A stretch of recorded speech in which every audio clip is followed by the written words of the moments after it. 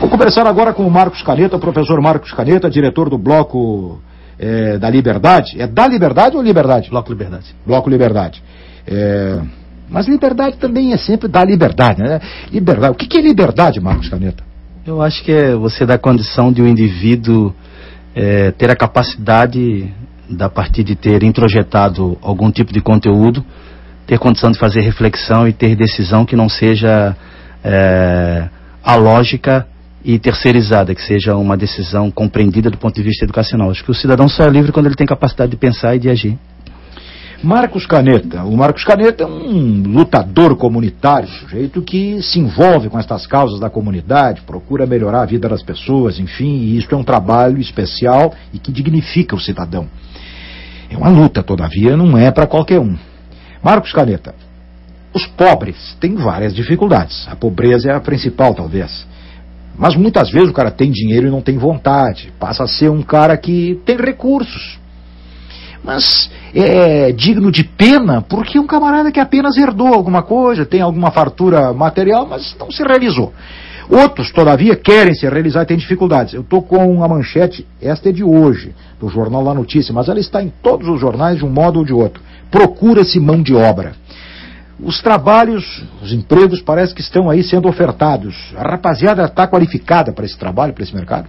Não, foi uma discussão agora, eu vim quase agora de uma reunião com o Dr. Everson, com o Carlos, que é o atual diretor da Delegacia Regional do Trabalho, e com o Rangel, e com o Nilo, que é um produtor, e é bem isso.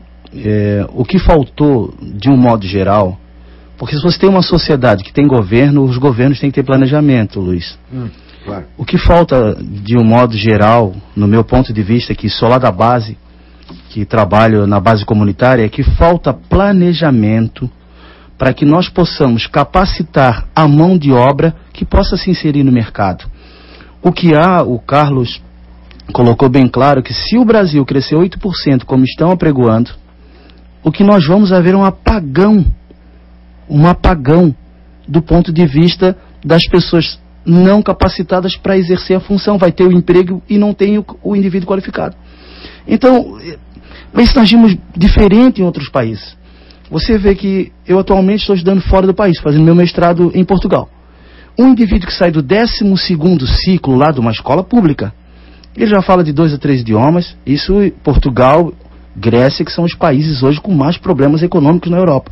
Mas o indivíduo lá no 12º ciclo, um jovem de 16, 17 anos, fala 2, 3 idiomas, toca um instrumento erudito, ele sai capacitado para o mercado de trabalho. No Brasil nós não temos essa facilidade.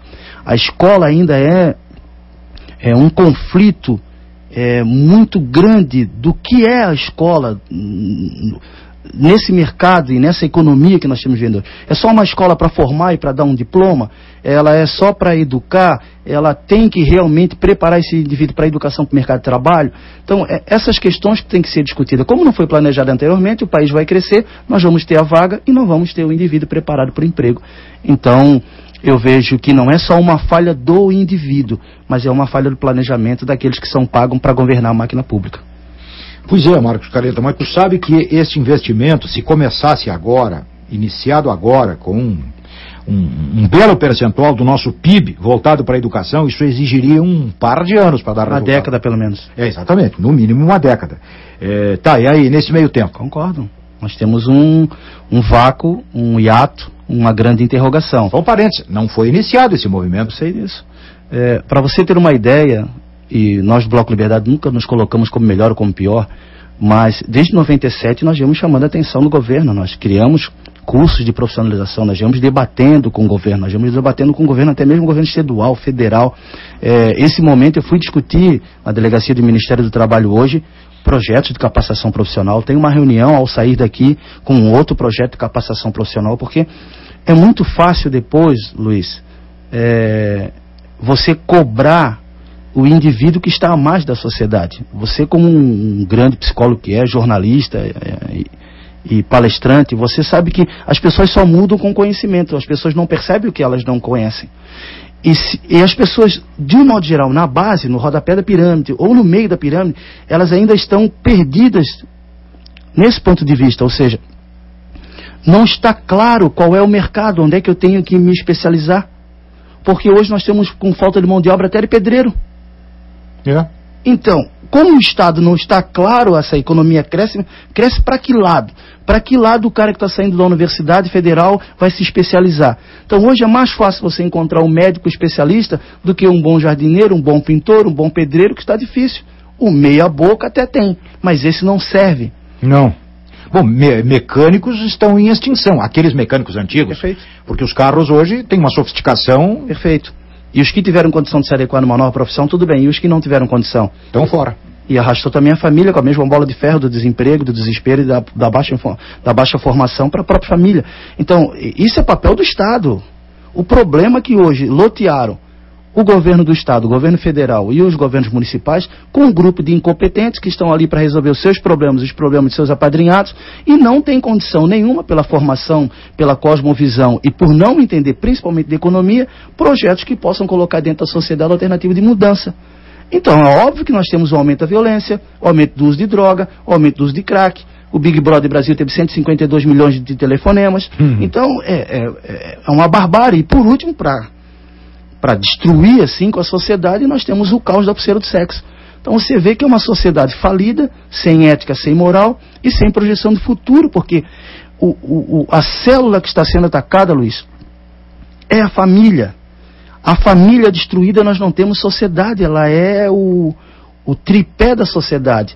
Então para mim é incompreensível, eu tenho 43 anos, e olha que eu não sou um indivíduo tão conservador assim, mas é algo... É o desastre, é o fundo do poço. Sabe? Você dizer que a pessoa usa uma pulseira e o outro que está igual, não sei como é que é isso. É um absurdo, não sei. Eu fico, assim, pasmo. Como é que as pessoas pagam para ligar para o Big Brother para botar o Luiz Carlos Prates no paredão, mas eles não dão aquele R$1, R$2 para a Unicef, para o projeto do meio ambiente.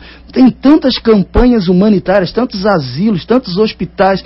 Não, isso eles não telefonam. Telefone para o Big Brother Brasil. Então, eu não estou falando de 150 mil ligações, estou falando de 152 milhões.